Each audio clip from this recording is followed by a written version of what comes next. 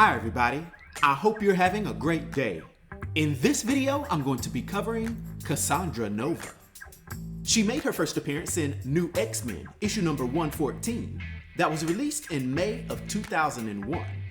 Her complete name is Cassandra Nova Xavier, being the Mummudrai evil twin sister of Professor Charles Xavier, while at one point also being known as the host to the symbiote named Zix. And although at her core she's an evil spectral entity, while in a female form, she stands 5 feet 4 inches tall and weighs 115 pounds, having blue eyes and no hair. Now, according to Shi'ar myth, Mummudrai, also known as the anti-self, are spectral entities that each individual must fight before they're born. And these residents of the astral plane are often manifested alongside every sentient creature. Along with her innate ability to replicate DNA, she possesses all the telepathic potential that Charles Xavier has, meaning that she can easily match the powers of Charles, as well as have all the abilities that he's had in the past, as well as the ones he may get in the future as a result of microevolution. So I'll just be straight with you. This alone, in combination with the fact that she has all the abilities of an average Mummudrai, means that Cassandra Nova is at least a low-level Omega-level mutant. And at most, she's one of the highest level Omega-level mutants, with it being shown that she is capable of overpowering some of the most powerful psionics in the Marvel Universe, including Emma Frost, Rachel Summers, and even Charles himself, with her seemingly only being matched by individuals such as Jean Grey. Cassandra can manipulate the DNA of others and herself, breaking it down or jump-starting others' evolution, while her ability to manipulate objects at the molecular level allow her to phase through objects, as well as have a form of healing factor herself. To go on, her high-level telepathy allows her to cloak her presence, control the minds and possess the minds of others, erect psionic fields, project psionic blasts, actually transfer minds from one individual to another, sense the presence of other mutants in her close proximity, and astral project. Let's not forget that her telekinesis is also off the charts, being able to levitate and fly herself in addition to being able to manipulate molecules. Matter of fact, the only known weakness that she has so far is that she is susceptible to her powers being muted by Magneto's helmet, which at one point Jean Grey craftily had dozens of them made. So yeah, Cassandra is a problem. Now, Cassandra Nova is one of Marvel's most enigmatic and formidable villains. Being a Mummudrai by nature, she's the equal and opposite of a particular person, namely Charles.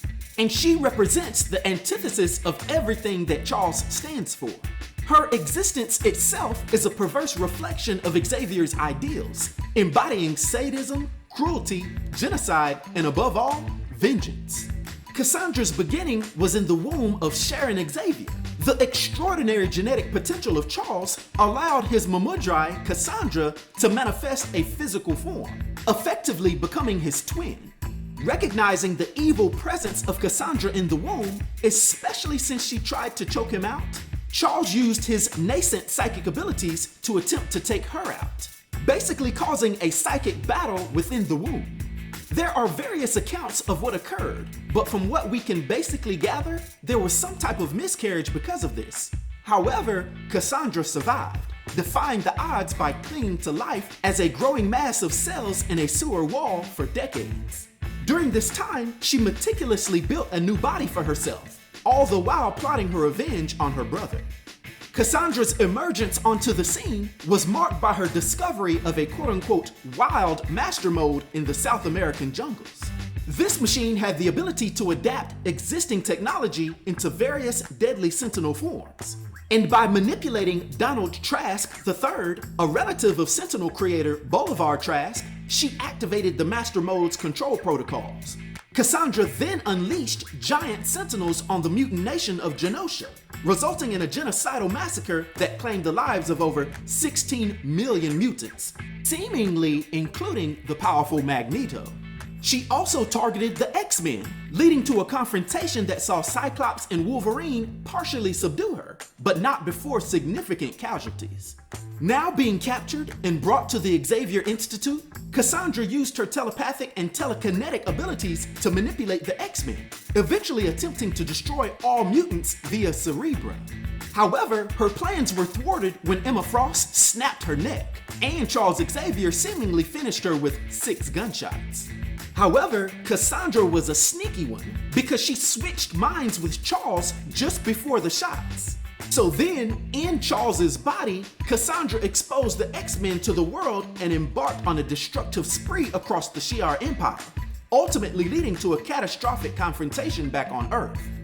Cassandra's mind games continued as she manipulated Emma Frost, creating a psychic delusion that led to the resurrection of a twisted version of the Hellfire Club. However, despite being freed from her subsequent confinement, Cassandra's attempts to possess other bodies failed, culminating in her being recaptured by the X-Men and her consciousness blanked.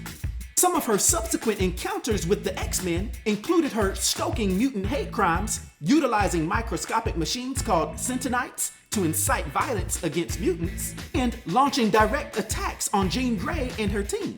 Cassandra's machinations were relentless, and she nearly succeeded in launching a widespread Sentinite assault on major cities before being thwarted by the X-Men's newest recruit, Trinary.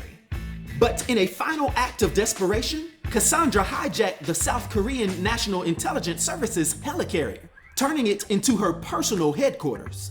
This led to a climactic battle where the X-Men, with the help of the Avengers, managed to prevent the helicarrier from crashing into the island of Genosha.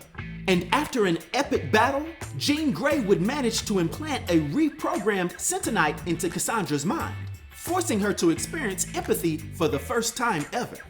Therefore, being overwhelmed with regret, Cassandra was taken under Jean's guidance to atone for her actions.